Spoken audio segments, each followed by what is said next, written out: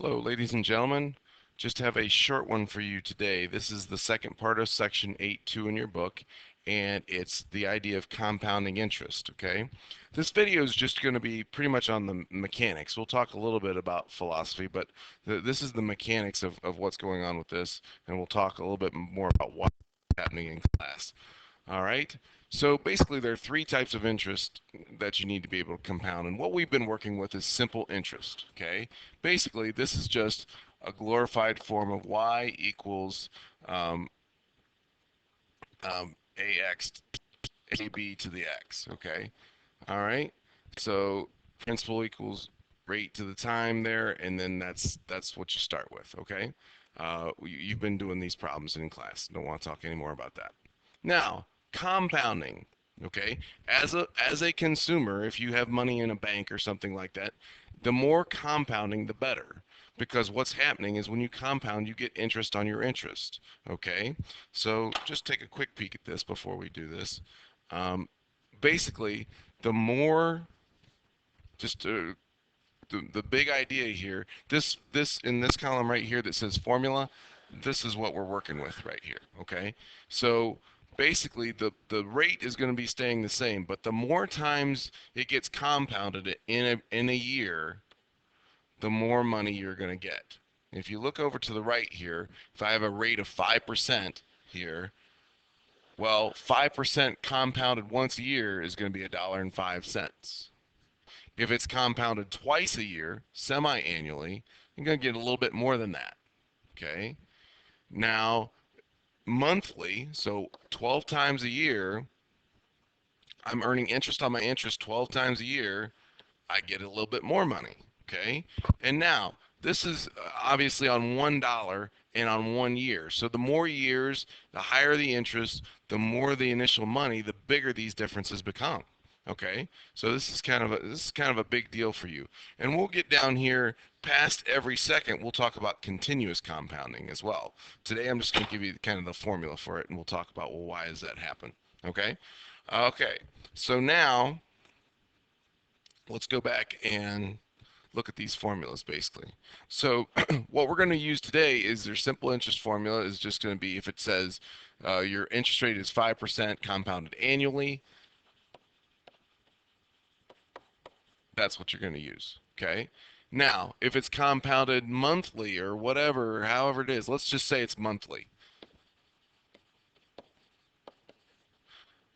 The number of times per year goes here and here. So we're going to multiply that guy. Okay. So basically, this is going to be a multiplier. So if I have a 12 here, I take the rate divided by 12. So 12 goes here, 12 goes here.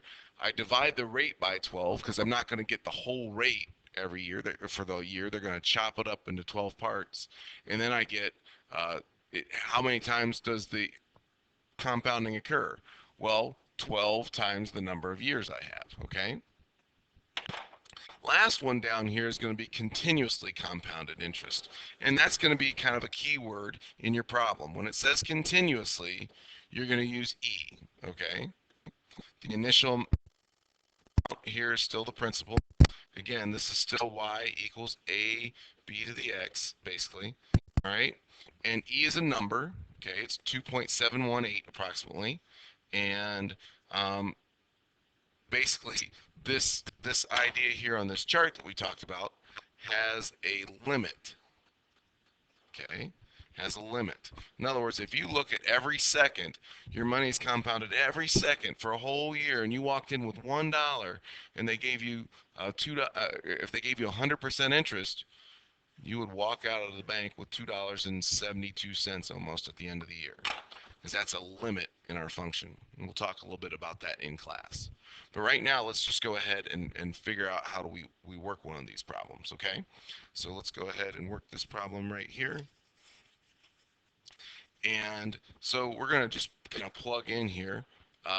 Amount in the account initially is the A, or amount in the account at the end, I should say. The initial amount,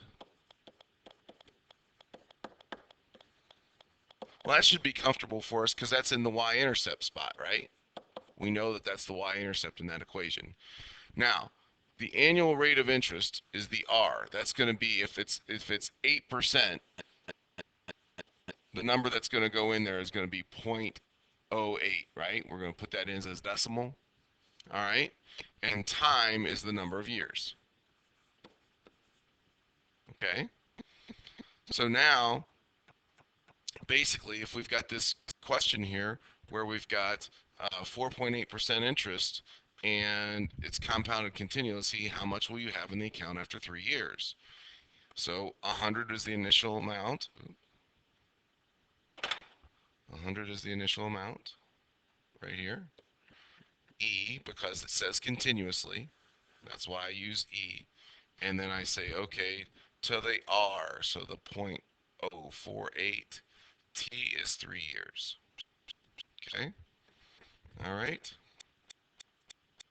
Now I multiply those together. Actually, in my calculator, um, let's go ahead and show the calculator here and show what we do here. All right, bring that guy over here. And let's get our calculator. Oop, a little geometry there for you if you need it. And this guy over here. Okay, so in our calculator, all right, we'll work this quickly. Your E button, find your E to the X button.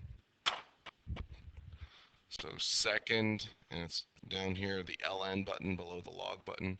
E to the, and we're going to use parentheses 0.048 times 3. Okay? Get that number there. Just kind of skip this step here. We don't need to do that, right? So 1.154, let's just call it 49. Okay? That's our total multiplier. Multiply that by 100. Probably don't need our calculator for that. We're moving 2 decimal places. You get $115.49 after 3 years for continuous interest. Okay? All right, for continuous interest, that's how you do that. We're going to take the same problem and we're going to work it annually. We're going to work it quarterly and monthly. Okay, so annually is going to be real quick. We're going to go 100, the initial amount, 1.048, right? That's our growth factor, to the third. Okay, don't think I needed to go through that separately on the calculator. We've done enough of those. You get $115.10. Okay, quarterly, you're going to get $100 is still the initial amount. Now I'm going to go 1 plus 0.048, my interest rate for the year, and it gets chopped into 4. Now, how many times does it happen in a 3-year period? Well, 3 times 4 out here. Okay, plug that all in your calculator, and you get, let's see, so I'm going to start here. I'm going to start with the 0.048. Divide by 4, and I get that number, plus 1. Okay, get that. Take that number to the 12th, right? 3 times 4 is 12. Now I've got a number that I'm multiplying by 100. So I get $115 and let's see, well, it was about 39 cents.